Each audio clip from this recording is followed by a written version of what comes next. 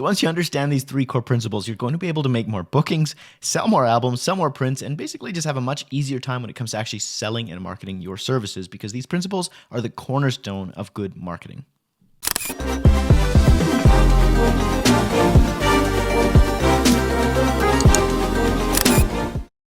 What's up, guys? My name is Ryan here at Signature Edits. On this photography channel, I teach how to edit, how to take better photos, and how to grow your photography business. I've been doing it full time for about 8 years, and so I'm just sharing the lessons I learned along the way. Now, inside of this video, we are talking about the three cornerstones of essentially sales. So once you understand these three cornerstones, you're going to be able to increase the number of bookings you're making, increase the number of album sales you're doing, the print sales. So if you struggle with any of those things, these three principles are going to maybe help you understand why and show you how to turn that around. So the three principles we've got here today, if we head over to the blackboard of truth, justice, and illumination, are desire,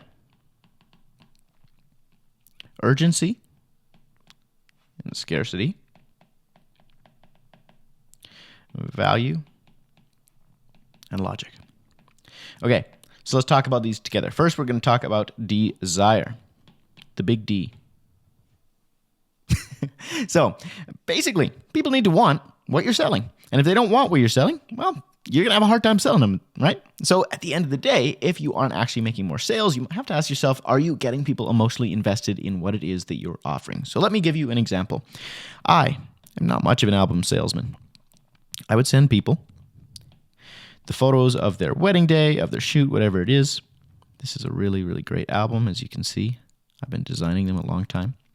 And basically what I would do, I'd send them the digital photos and I'd say, hey, if you want to order albums, they cost $1,000 and here's the link.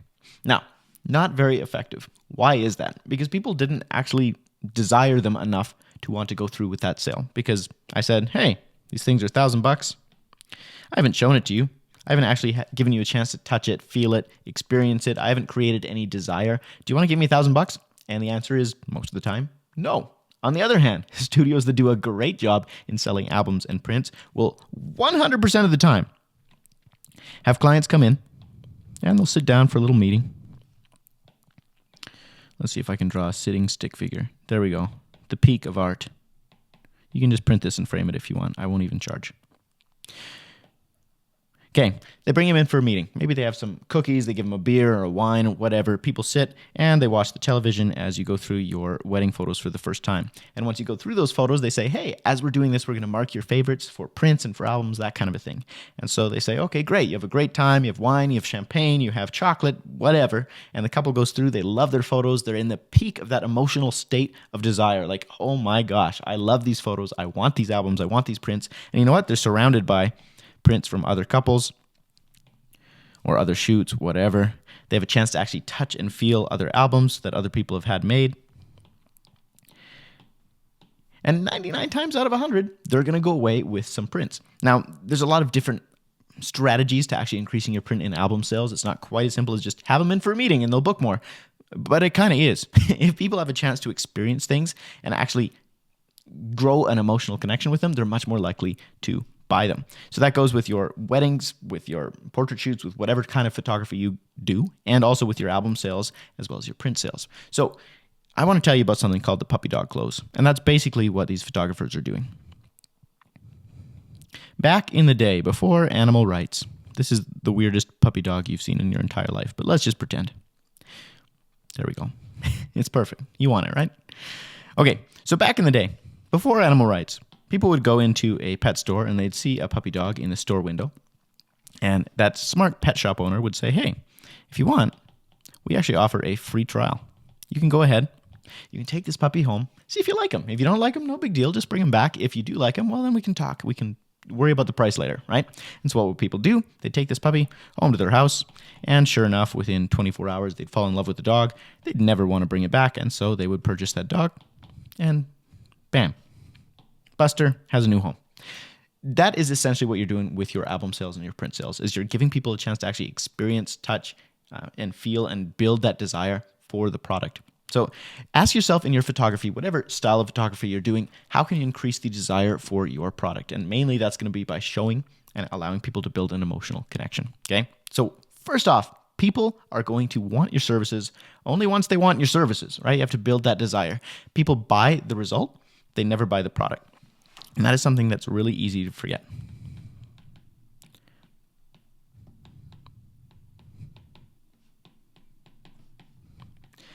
So the CEO, I think, of Home Depot had a famous saying when people came in and he was training the staff. He said, people buy a hole, they don't buy a drill. And what that means is at the end of the day, you have to be aware of what people actually want out of booking you, right? Do they want it for the prestige of having an amazing photographer? Like if you book Annie Leibovitz, it's probably because you want somebody and say, oh man, this person, they're super famous, they booked me, right?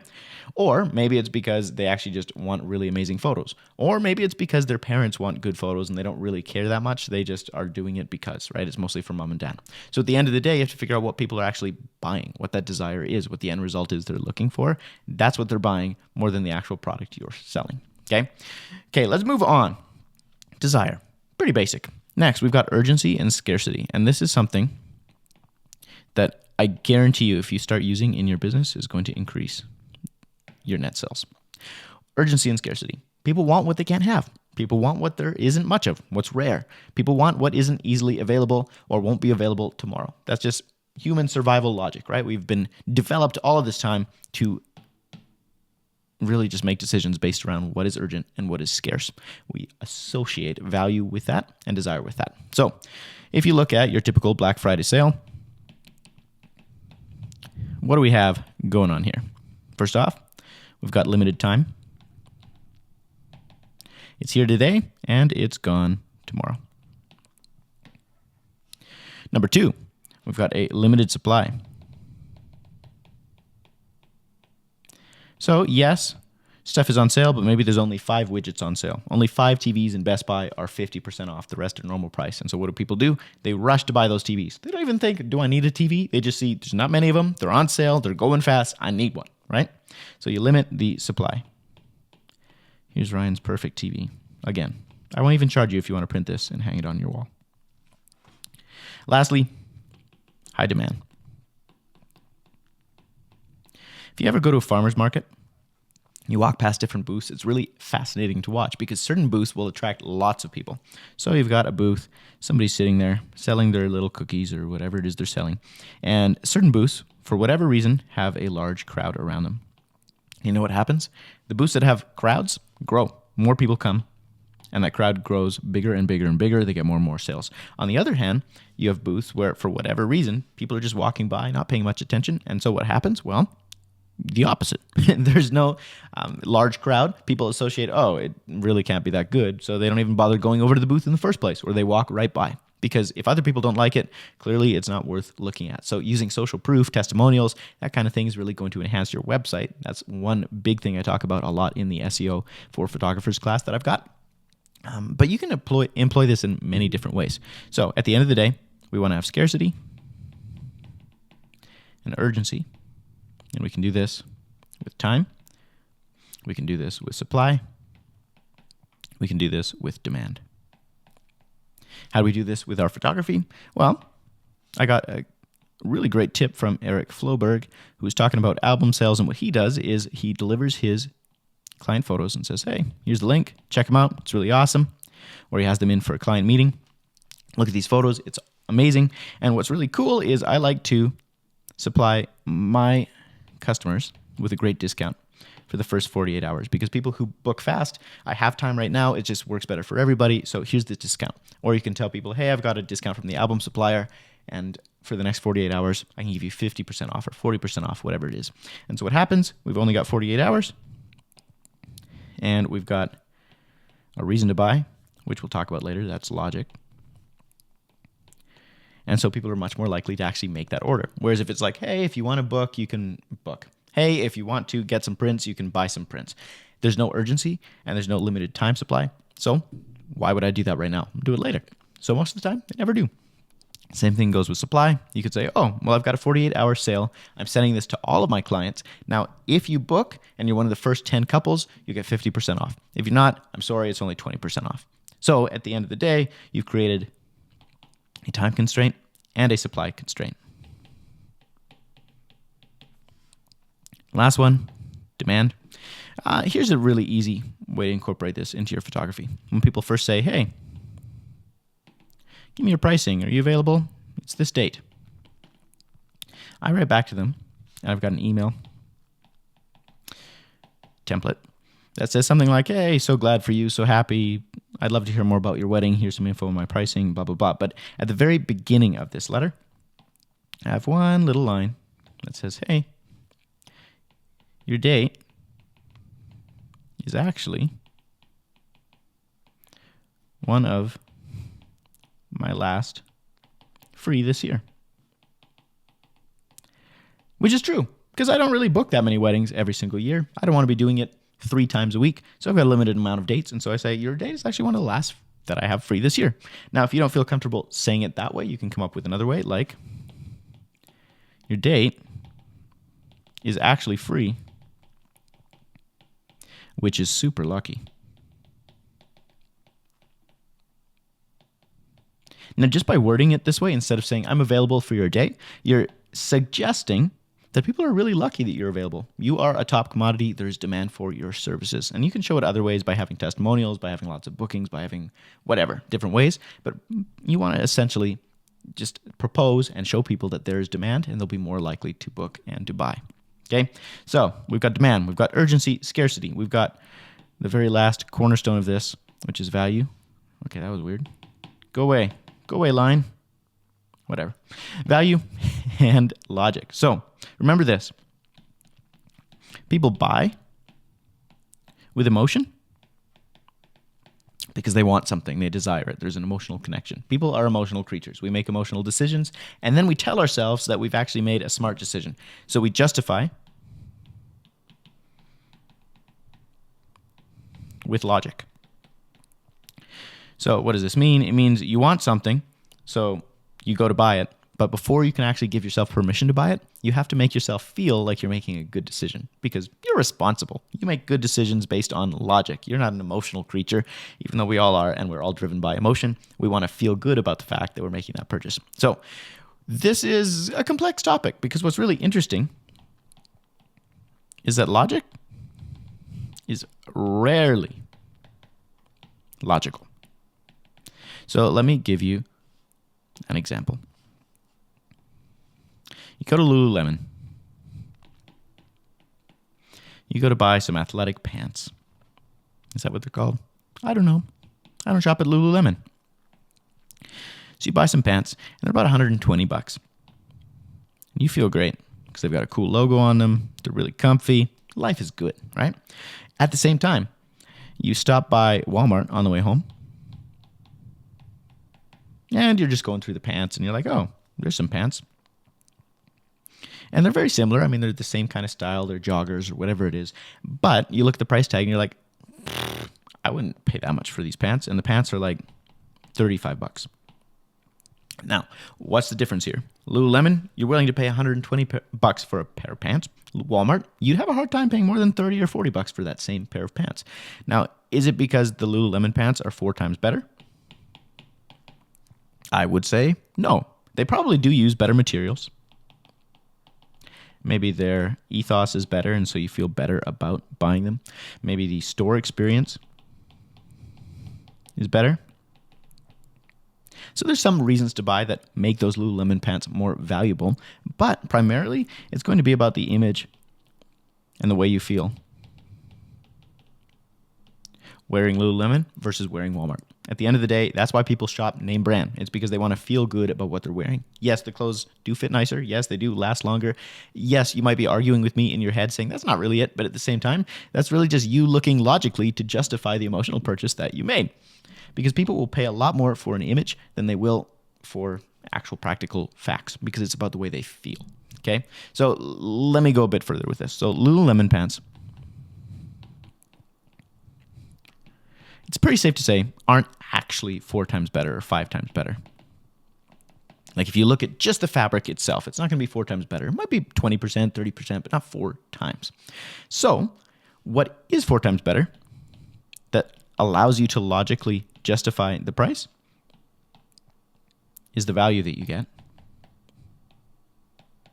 versus what you're paying, right? So you pay $120, but you feel like you're benefiting by more than $120.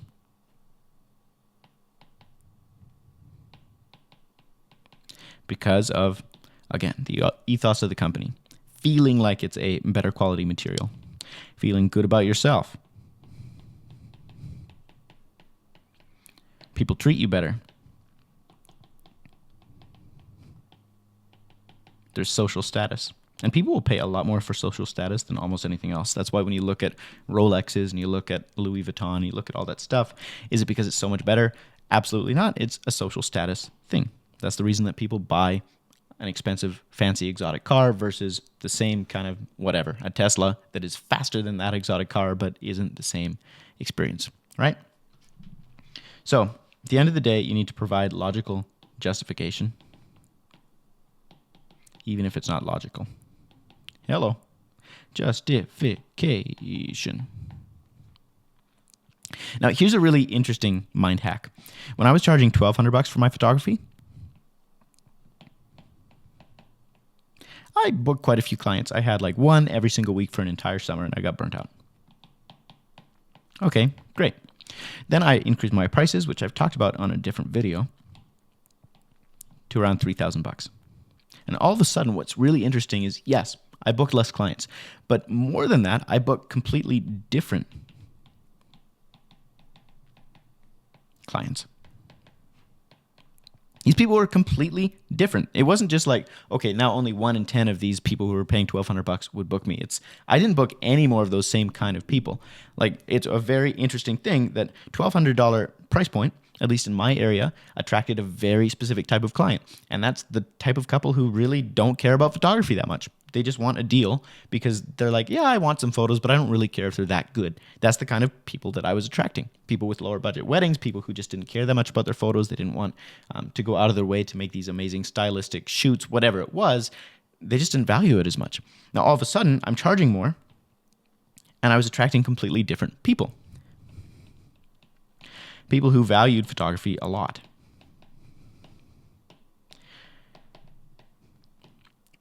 And they valued photos because they wanted amazing photos and to show their friends and show on their Facebook and Instagram and whatever. So there's some status there. But also just because they really love photography, they love art, and it's important to them. And so all of a sudden I was attracting completely different people. And that's because logically, people who pay more and value photography, like they actually want to pay more. And if I offered them the same service for $1,200, what's interesting is they weren't booking me before. Even though my photos didn't change, all that changed was my pricing. My perceived value changed. And because people wanted a more valuable product, they wanted to pay more. And so what's so fascinating is if you're actually charging $1,000 for your photos, it might be the best deal on the planet. You might be the best photographer out there. But for people who are looking for amazing photos, they're going to pass you by because what they want is a photographer who's charging top dollar. So if most people in your area are spending whatever, $2,000, $3,000 on photos, they're going to look for the person who's charging $5,000 because that person must be better. We have this weird association where higher price equals higher value. And so it's not simply a matter of economics where it's like, yeah, I charge more and I work less and this works out really well for me. It's also a matter of if you charge more, you attract those kind of clients. Now, once you get into the stratosphere of pricing and you look at photographers who are charging $10,000 plus, what's interesting is that the people looking to buy this specific product are looking for an entirely different end result. They want to justify that $10,000 is going to be ultra high status. They want people to know how much their wedding cost. They want to have a really fancy, impressive wedding that everybody looks at and says, wow, this is unbelievable, right? That's that type of client. They're looking for a different experience, a different end result. And so when you're actually marketing and positioning your website, your branding, everything you do, you have to think about what is it that this client actually wants versus what am I presenting right now? And the closer you can get to presenting what they want, the end result, the status in this case, the more effective your marketing is going to be, the more bookings you're going to make. So you just need to be aware of, okay, how do I give people the value that they're looking for? Because value is 100% subjective, right? Because you wouldn't go onto Amazon or into Barnes & Noble and pick up a coffee table book and spend $1,000 on it, right? You'd maybe spend $50, $60, $70 if you're feeling really bougie, right? Now, at the same time, that same book filled with wedding photos, because it's really not that different, you can spend $500, $1,000, $1,500. Why? Because that value is totally subjective. To that couple, it might be worth $1,500, or it might only be worth $500. Or if you're like me, maybe you don't really like albums that much, and so you're not willing to spend more than $100 on an album.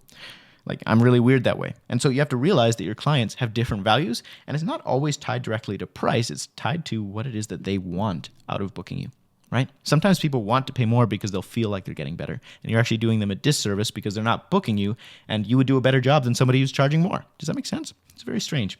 So, to recap, the 3 components that you can use to increase your sales: increase desire. So figure out what they want, what they're looking for, what they value, and give it to them. Create that connection. Let them experience it. It's all about emotions. People buy with emotions. Number 2, we've got, urgency. Scarcity. People want what they can't have. They want what's going away soon. They want what there's a limited supply of, and they want what other people want. Figure that out. Show that to them. You're going to have more bookings. And lastly, we've got value and logic.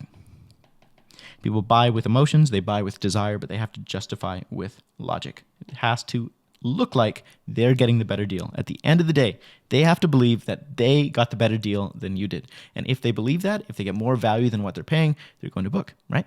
Okay, so hopefully this has been helpful. If it was, can you do me a big favor? Can you share your thoughts in the comments below? What do you think of these 3 components? Does that sum up everything you know about sales? Do you have other tips, other ideas, or just totally different ideas? I would love to have a conversation. Hit the like button if you got some value out of this. Hit the dislike button if you think that I am a troll. And that's pretty much it. If you want some free presets or some marketing templates, I'm going to leave some links below. Otherwise, I'll see you in the next video. In the meantime, create something awesome. Peace.